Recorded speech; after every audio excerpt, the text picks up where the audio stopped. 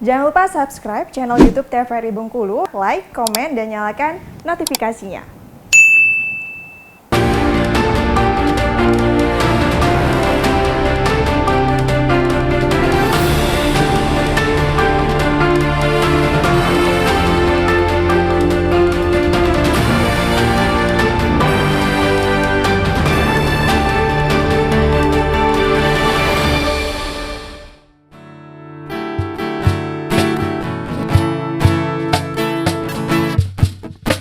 Kalau harus ku mengingatmu lagi, aku takkan sanggup dengan yang terjadi pada kita.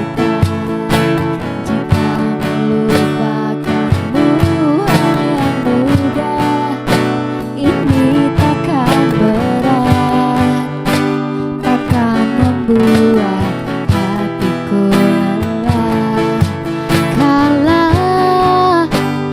akui aku kalah. Cinta ini pahit dan tak harus memiliki.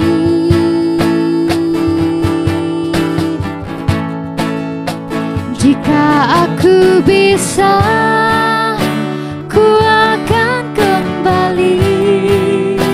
Ku akan merubah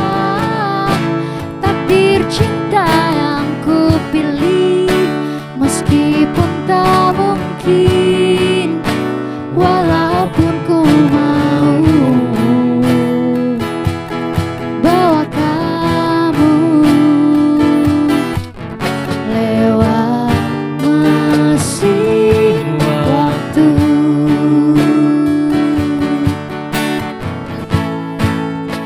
Jika aku bisa, ku akan kembali. Ku akan merubah takdir cinta yang ku pilih, meskipun tak mungkin, walaupun ku mau bawa kamu lewat mesin waktu.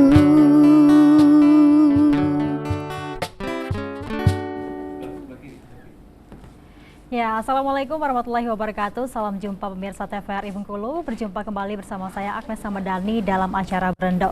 Pemirsa, tepat hari ini 9 Februari 2023, seluruh insan pers di Indonesia memperingati Hari Pers Nasional ke-28. Pers bebas, demokrasi bermartabat. Dalam menjalankan tugasnya sebagai seorang jurnalis, wartawan selalu mengedepankan penerapan pers bertanggung jawab sosial, berpedoman undang-undang dan kode etik jurnalistik. Nah, pemirsa, menarik sekali pembahasan kita kali ini, yaitu pers menyampaikan fakta dan juga kebenaran. Sudah hadir bersama saya di sore hari ini yang akan berbincang terkait dengan Hari Pers ya hari ini, yaitu Abang Bisara Sianipar selaku jurnalis. Selamat sore, Bang. Ya, selamat sore. Ya, selamat sore. Dan juga sebenarnya sudah hadir juga ya di sore hari ini salah satu lagi narasumber, Ibu Gus Hevinalti selaku akademisi Undip, nanti akan kita panggil. Oke, ini dia. Silakan Ibu, dipersilahkan untuk duduk. Aduh. Selamat sore, Ibu. Sore. Gimana kabarnya, Bu? Baik, alhamdulillah. Alhamdulillah. Ya pemirsa, saya ulangi ya, tema kita hari ini yaitu pers menyampaikan fakta dan juga kebenaran. Pemirsa di rumah yang ingin berinteraksi bersama kita bisa di 0736215541. Saya ulangi 0736215541. Oke, terkait dengan tema kita hari ini ya, pers menyampaikan fakta dan juga kebenaran.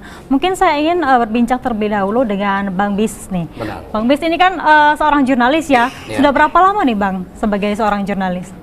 Kalau bisa dihitung dari tahun 2010 ya.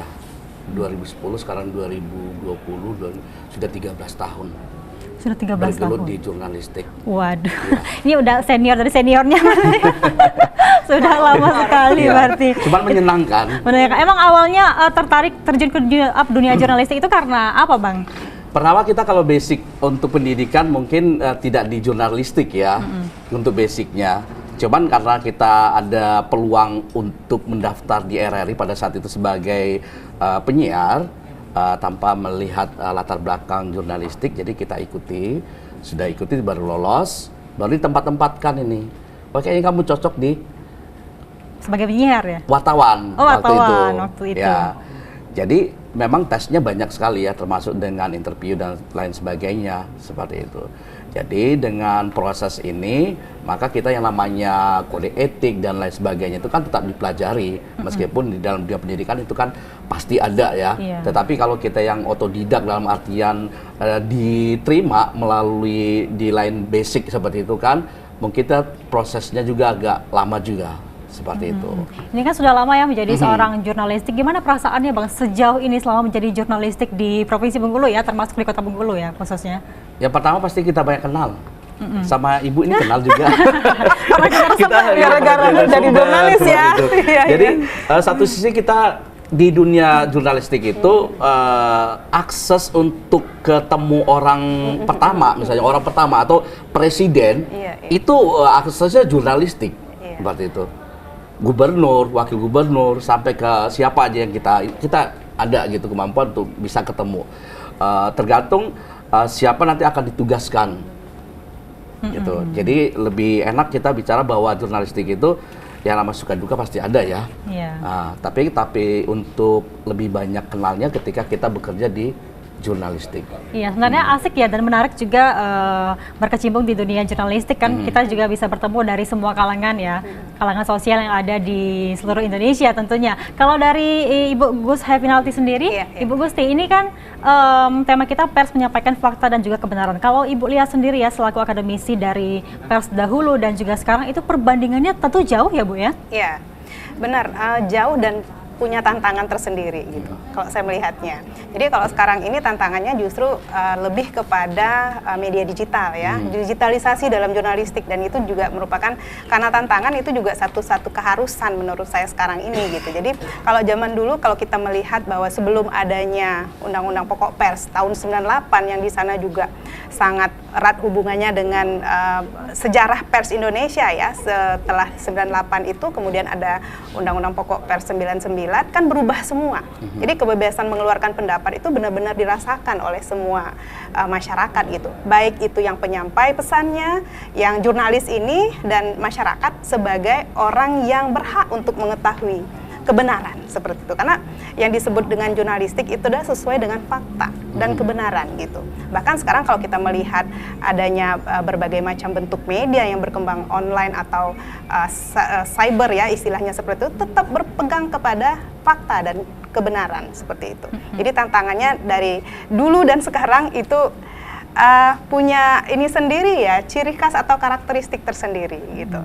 Apalagi kalau di zaman dahulu itu pers itu tidak bisa mengungkapkan semua ya, semua hal ya, dibatasi itu dari pemerintahnya. Apalagi setelah dikeluarkannya undang-undang terkait dengan pers ini, bahwa akhirnya insan pers ini bisa menyampaikan informasi sesuai dengan faktanya. Ada batasan-batasan yang perlu diperhatikan dari pers ya Bang ya. Itu masuk dalam kode etik jurnalistik ya Bang ya? Benar. Kalau Abang sendiri gimana lihat ya Bang? Kalau pers dahulu dan juga sekarang itu gimana pandangan Abang? Yang jelas kalau saya masuk itu mungkin pada saat mulai masuknya digital ya. Apalagi 2010 itu ya, Facebook udah mulai masuk itu. Facebook kita udah mulai belajar. Cuman pada saat itu pangsa pasarnya digital untuk Facebook ini masih belum menjadi sasaran untuk bisnis untuk pers ya. Jadi semakin lama kan bertumbuh ini. Ternyata media sosial ini jadi sasaran untuk pengembangan, untuk menyampaikan informasi dari media yang besar itu dilemparkan ke media yang kecil seperti media sosial, Facebook, Twitter, termasuk TikTok dan lain sebagainya. Perbandingan cukup besar pastinya. Yang pertama, kita sebagai pers itu memang harus dituntut bisa semua, nggak gaptek ya. Kalau dulu kita kan sekedar kalau bicara mengenai pers yang dulu kita kan mesin ketik, pakai mesin ketik untuk membuat berita itu baru dibacakan seperti itu. Tapi kalau sekarang kita tidak perlu ke kantor buat berita, dari rumah buat berita kita share, terus orang kantor menerima langsung ditayangkan. Jadi semuanya lebih bisa dikatakan lebih praktis sekarang kalau untuk proses pers ya. Cuman kalau untuk apa ibaratnya dampak-dampaknya itu pasti ada juga negatifnya. Jadi kita tidak bicara bahwa pers ini selalu hal-hal yang menarik yang kita lihat di depan mata, tapi di belakang itu pasti banyak sekali dampaknya yang akan terjadi. Pers ini kan sesuai dengan tema kita yang menyampaikan fakta dan juga kebenaran. Tapi kan seiring dengan perkembangan zaman, apalagi digitalisasi ini ya Bu ya, dan juga Bang ya, banyak sekali jurnalis-jurnalis yang memang mungkin masyarakat mengenalkan mereka tuh bahwa dia ini jurnalistik, tapi sebenarnya mereka ini hanya jurnalis independen atau netizen ya yang membuat media sosial sendiri atau platform sendiri dalam menyebarkan informasi yang hoax. Itu gimana tanggapannya Bu? Iya, jadi begini ya, saya menyambung dari yang Bang Bis sampaikan gitu. Kalau dulu ya sebuah sumber itu sangat mudah kita ketahui gitu, sumber informasi gitu ya. Tapi sekarang kan berubah. Ada istilahnya prosumerism. Prosumerism itu kita sebagai produsen, kita sebagai konsumen, dan kita juga bisa sebagai distributor pesan itu. Terus apa yang terjadi? Di dunia jurnalis justru bukan mencari berita atau mencari informasi yang sekarang ini menjadi masalah. Tetapi yang menjadi masalah sekarang adalah bagaimana menyeleksinya. Karena begitu banyak. Kalau dikatakan sebuah informasi itu banyak sekali, apalagi sekarang ini media sosial tentu saja gitu ya. Hampir 73% masyarakat Indonesia adalah pengguna media sosial. Artinya sumber informasi itu banyak. Bagaimana jurnalis itu sebagai ekosistem informasi yang benar-benar valid atau punya kredibel itu menyeleksi itu. Itulah saya kira ya Bang Bis namanya itu verifikasi. Verifikasi informasi sebelum dia menjadi karya jurnalistik tentu saja. Jadi kalau sebelum menjadi karya jurnalistik itu namanya masih informasi. Tapi setelah melalui proses itu, unsur-unsur beritanya akurat atau tidak, faktual atau tidak, dan dengan proses-proses yang dilewati dalam karya jurnalistik, maka dia disebut sebagai karya jurnalistik. Itulah berita yang kita konsumsi gitu. Saya kira jurnalis sangat berat sih tantangannya sekarang ya, menyeleksi informasi ini benar atau tidak. Jadi verifikasi itu sekarang tidak lagi manual loh. Kita sudah dituntut, jurnalis sudah dituntut untuk menggunakan tools, alat-alat digital untuk mengecek kebenaran sebuah informasi, dan itu banyak sekali. Tinggal sekarang jurnalisnya mau nggak update keterampilan. Nah itu disebut dengan literasi digital gitu. Kita nggak bisa bertahan dengan cara konvensional, kita nggak bisa bertahan dengan manual, karena sekarang ini digitalisasi itu sudah menggerus semuanya dan masuk ke ruang-ruang pribadi kita untuk informasi yang menjadi informasi. Bahkan citizen journalism ya, kekuatannya sungguh luar biasa gitu. Saya tidak mengatakan bahwa semua informasi yang ada di media sosial itu tidak benar, tidak sama sekali. Tapi dari sekian banyak informasi pasti ada yang sesuai fakta. Tinggal jurnalis lah yang menjadi jembatan antara peristiwa ini, fakta ini, kebenarannya sampai kepada masyarakat. Itu tugas jurnalis untuk memverifikasi sebuah informasi itu. Oke, kalau dari pengalaman Bang Bis sendiri gimana Bang Bis untuk menanggapi apa yang sudah disampaikan oleh Ibu Gus Hevinalti tadi? Ya, yang jelas ya kita juga kan harus melihat gitu bahwa kejadian di media sosial dan kejadian real itu kalau kita kan harus mencari sumber, narasumber dulu. Terus narasumber ini kalau bisa tidak satu, bisa dua gitu untuk menguatkan hasil dari berita. Nah kebanyakan kalau untuk berita di informasi yang di media sosial itu kan berdasarkan cara pikir orang yang menulis. Seperti itu, netizen kan pintar-pintar dia menulis opini seperti ya, opini apa segala macam. Yang kita takutkan sekarang ini kan kebenaran-kebenaran yang kita pikirkan masyarakat ini yang tidak bisa membedakan informasi ini benar atau salah, seperti itu. Karena sekarang kan udah ibarat abu-abu ya, media sosial ada, media online ada, seperti itu. Jadi satu sisi kalau misalnya masyarakat itu malas baca, cuman baca separuh-separuh aja dari media online, mau tidak mau ya jadi blunder. Dia dapatkan informasi, disebar-sebar, sehingga informasinya akan dapatnya setengah-setengah. Tapi kalau kita sebagai jurnalis tidak bisa seperti itu, harus mencari informasi berdasarkan fakta juga. Jadi kita harus temui narasumbernya, siapa yang memberikan informasi ini, akurat tidak, seperti itu. Iya benar, contoh ceritanya balik-balik lagi berlandaskan kode etik jurnalistik ya Bang ya. Karena kan di zaman digitalisasi saat ini tentu banyak sekali hoax yang beredar di mana-mana ya. Apalagi kan orang tua atau terlagi ibu-ibu kadang itu kan belum mereka itu tahu fakta dan kebenarannya tapi sudah di-share ke grup-grup seperti itu kan. Sebenarnya kan itu dampaknya yang lagi heboh ini kan yang informasi penculikan ini. Masa iya seluruh Indonesia informasinya sama? Di luar Pulau Jawa, Kalimantan termasuk Bengkulu ada informasi isu-isu penculikan. Jadi yang lebih banyak menyebarkan informasi hoax ini ya media sosial.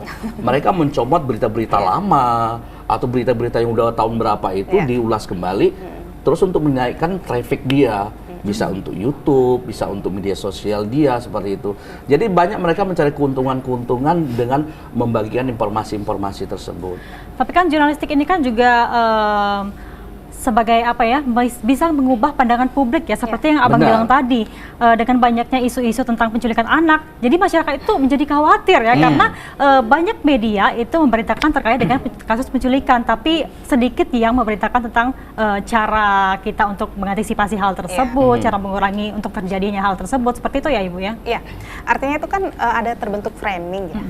Kadang-kadang kan begini, kalau kita melihat dalam jurnalis itu, apa yang menjadi hal yang penting di media itu juga bisa menjadi penting bagi masyarakat.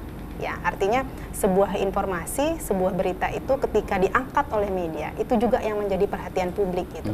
Kalau sekarang kan beralih, apa yang menjadi topik atau tema di media sosial itulah yang menjadi ini publik gitu, apa namanya, perhatian publik. Sehingga apa? Yang ada adalah jurnalis ya sebagai lembaga independen. Saya mengatakan independen karena yang disebut dengan perusahaan pers yang di bawahnya ada jurnalis, di dalamnya ada jurnalis, itu adalah terlembaga. Dia punya badan hukum, mengeluarkan sebuah informasi itu penuh verifikasi loh, penuh proses-proses yang bertanggung jawab gitu. Balik lagi ke media sosial. Media sosial siapa sih yang mengelolanya? Individu. Mereka tidak berbadan hukum. Artinya informasi apapun bisa disampaikan seperti itu. Karena kan gini, karena pola komunikasi atau pola konsumsi masyarakat itu kan lebih banyak ke media digital nih sekarang, media sosial. Ya 73% itu media sosial, bahkan 270 juta masyarakat Indonesia ini kan pengguna internet gitu. Ya, dengan adanya sebaran seperti itu tuh kan kita melihat pasti konsumsinya tinggi nih. Ya, kalau konsumsinya tinggi, si pembuat informasi ini kan mengikuti selera pasar. Sekarang lagi musim apa gitu, karena di dalam penyebaran, saya menyebutnya gangguan informasi ya, mungkin hoax itu banyak sekali, tapi gangguan informasi, dia melihat apa yang bisa kita dapat dari sini gitu, karena kan ada konten yang menyesatkan, bahkan satir atau parodi pun itu sekarang sudah menjadi gangguan informasi gitu. Kemudian ada fabrikasi pesan, ada konten yang dimanipulasi, misalnya seolah-olah Bang Bis itu mengatakan apa, padahal itu adalah pakai AI, artificial intelligence gitu loh. Jadi berbagai macam, masyarakat kita butuh literasi tentang itu. Untuk menentukan ini benar atau tidak, itu butuh literasi itu gitu. Oke, baik Ibu, nanti akan kita sambung kembali ya, kita akan jeda sejenak. Ya pemirsa, kita akan jeda sejenak setelah pariwara berikut ini. Tetap bersama kami dalam acara Brendo dengan tema kita Pers Menyampaikan Fakta dan Kebenaran.